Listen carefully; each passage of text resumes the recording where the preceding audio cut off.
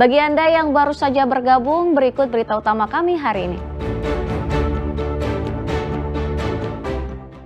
Polisi memeriksa 54 saksi untuk menyelidiki penyebab tenggelamnya KMP Tunu Pratama Jaya.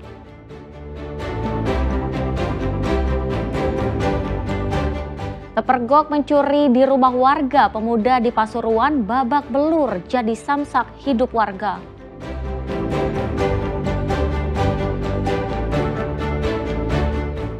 Momen tahun ajaran baru, sejumlah penjahit di pasar tradisional di Kediri banjir pesanan.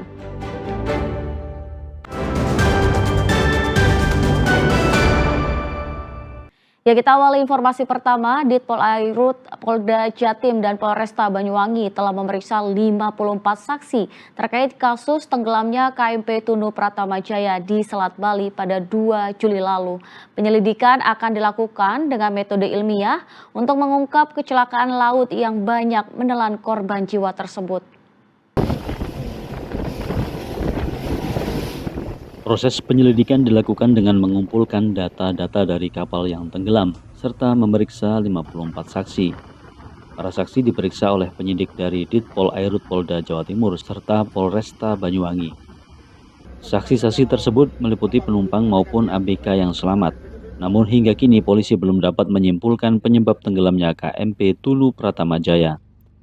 Proses penyelidikan akan mengedepankan metode ilmiah atau scientific crime investigation. Salah satunya dengan memindai kondisi dasar laut untuk memetakan kondisi bangkai KMP Tunu Pratama Jaya yang terbaru. Pemindaian ini beriringan juga dengan proses serupa yang dilakukan oleh tim SAR gabungan.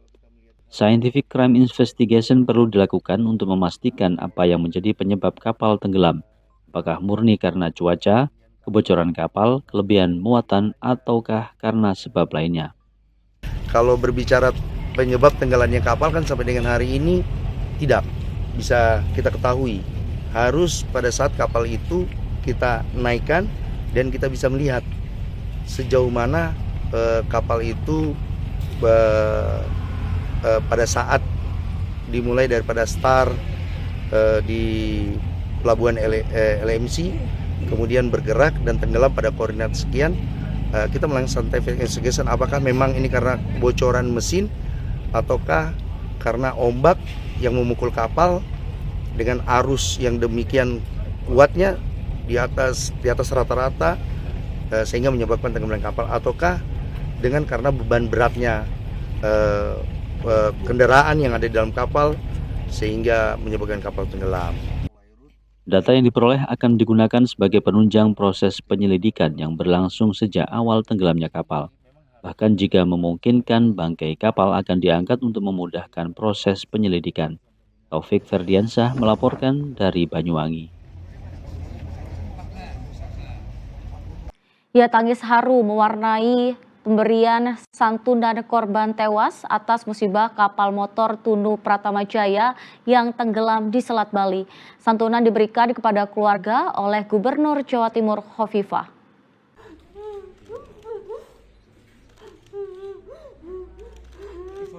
Isak tangis keluarga korban tewas KM Tunu Pratama Jaya pecah saat Gubernur Jawa Timur Khofifah Indar Parawansa memberikan santunan kepada ahli waris korban tewas musibah tenggelamnya kapal di Selat Bali. Pemberian santunan ini dilakukan di posko SAR Pelabuhan ASDP Ketapang Banyuwangi. Gubernur Jawa Timur memberikan santunan sebesar 10 juta rupiah. Khofifah meminta kepada keluarga yang ditinggalkan untuk tabah dan ikhlas. Selain memberikan santunan, Gubernur juga mengunjungi posko monitoring operasi SAR KMP Tunu Pratama Jaya. Khofifah meminta kepada tim SAR gabungan untuk memaksimalkan upaya pencarian korban yang belum ditemukan. Kita semua akan terus berikhtiar memaksimalkan upaya pencarian dan penyelamatan ini. Dan tadi yang sudah di dalam konfirmasi datanya melalui temuan dari tim DVI, tim antemortem ada 8. Kita selain menyampaikan duka cita yang mendalam, tentu doa kita mudah-mudahan mereka dipanggil Allah dalam keadaan husnul khotimah. Semua amal ibadahnya diterima Allah dan khilafnya diampuni Allah. Kami juga menyampaikan santunan duka cita untuk keluarga mereka. Mudah-mudahan mudah-mudahan keluarganya diberikan kesabaran dan kekuatan serta keikhlasan. Tim SAR gabungan terus melakukan upaya pencarian terhadap korban tenggelamnya kapal yang dinyatakan hilang. Dari data manifest yang dirilis tim SAR gabungan, KMP Tunu Pratama Jaya mengangkut 65 orang. 30 orang ditemukan dalam kondisi selamat, 17 orang ditemukan meninggal dunia, sementara 18 orang lainnya masih dalam pencarian tim SAR gabungan. Taufik Ferdiansyah melaporkan dari Banyuwangi.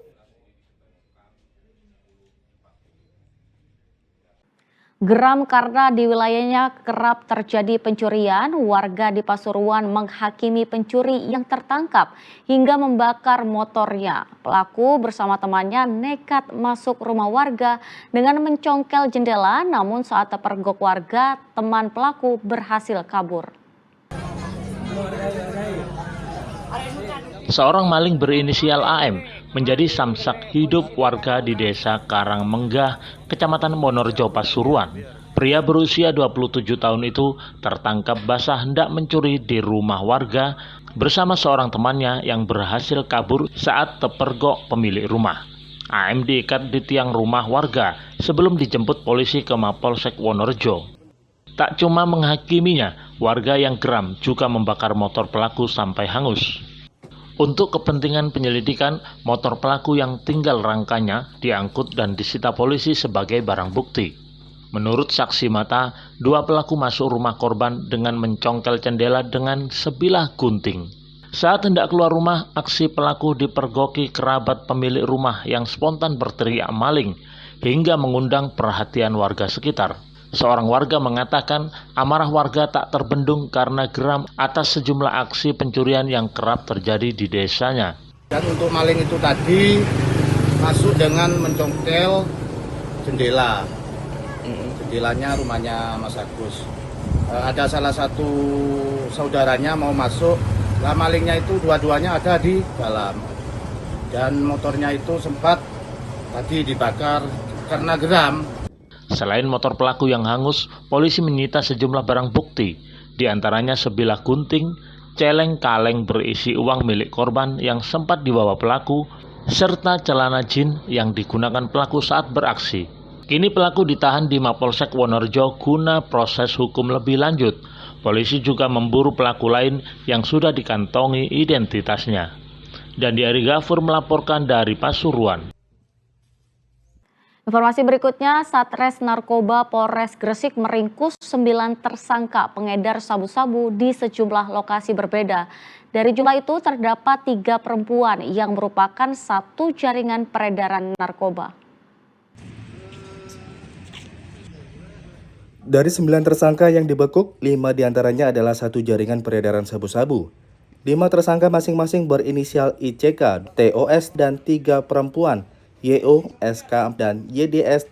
Wakapolres Gresik Kompol Danu Anindito Kuncoro mengatakan, kelima tersangka ditangkap di lokasi berbeda.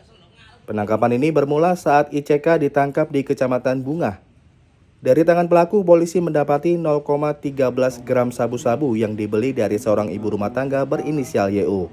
Dari penangkapan itu, polisi meringkus 3 pelaku lainnya, termasuk diantaranya TOS dan YDS yang ditangkap di sebuah kamar hotel di Surabaya. Dari semua tersangka yang dibekuk, polisi menyita 171 butir pil ekstasi dan sabu-sabu dalam berbagai ukuran klip plastik dengan total sekitar 577 gram. 1,269 gram dan narkotika jenis Inex 171 butir dengan berat timbang neto 45,931 gram yang diakui oleh tersangka sebelumnya menerima titipan dengan cara ranjau dari J, yaitu masih DPO. Selanjutnya tersangka dengan barang bukti dibawa ke Polres Gresik guna penyelidikan lebih lanjut. Tersangka kini dijebloskan ke sel tahanan polisi untuk proses hukum selanjutnya. Para tersangka dijerat Undang-Undang Nomor 35 Tahun 2009 tentang narkotika yang ancaman hukumannya 12 tahun penjara. Muhammad Kodim melaporkan dari Gresik. Ya, momentum tahun ajaran baru sekolah membawa berkah bagi usaha jasa penjahitan seragam di Kota Kediri. Pesanan penjahit meningkat hingga 100% dibandingkan hari biasa.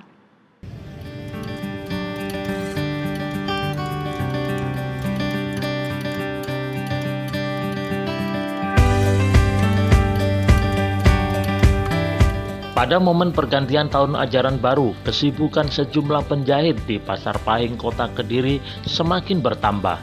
Para perajin ini harus lembur agar dapat menyelesaikan pesanan dari pelanggannya. Jika dibandingkan dengan hari biasa, pesanan para penjahit meningkat 100%. Jika hari biasa, para penjahit biasanya hanya menerima pesanan reparasi baju atau celana, kini banyak juga yang menjahitkan baju seragam utuh. Banyaknya orderan membuat perajin terpaksa sementara menutup pesanan. Mereka tidak ingin mengecewakan pemesan seragam sekolah yang membutuhkan pesanannya selesai sesuai jadwal dipakainya seragam tersebut. Dalam sehari, para penjahit ini mampu membuat 1 setel baju seragam sekolah. Sementara seorang pelanggan mengatakan lebih memilih menjahitkan seragam sekolah daripada membeli di toko. Hal itu karena bisa memilih model seragam yang diinginkan. Selain itu harganya lebih terjangkau. Ya kalau dibanding sama hari-hari biasa itu peningkatannya ya hampir 100%. Kalau hari-hari biasa yang banyak itu cuma permak-permak biasa. Kalau musim ajaran baru gini ya mulai dari... Kalau sampai saat ini ada berapa sel baju banyak? Kalau dari saya sendiri ada hampir 25 setel ya baju. Itu per muridnya aja sekarang rata-rata 3-4 juta. Baju apa aja? Kayak seragam hari Senin, upacara itu sama kas, sama pramuka. Rencananya dipakai kapan? Tanggal 14 kalau bisa. Kenapa Mas kok memilih jasa menjahitkan? Apa itu dekat sama lapaknya ayahnya. Kayak pramuka, khas sama buat upacara itu. Untuk pembuatan baju seragam sekolah berkisar Rp140.000 hingga Rp150.000, tergantung model yang diinginkan oleh para pelanggan. Danu Sukendro melaporkan dari Kediri.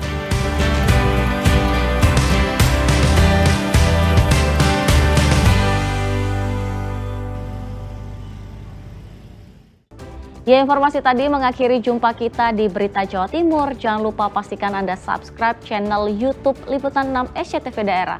Atas nama rekan yang bertugas, saya Teatrika Putri mengucapkan terima kasih atas perhatian Anda. Selamat beraktivitas dan sampai jumpa.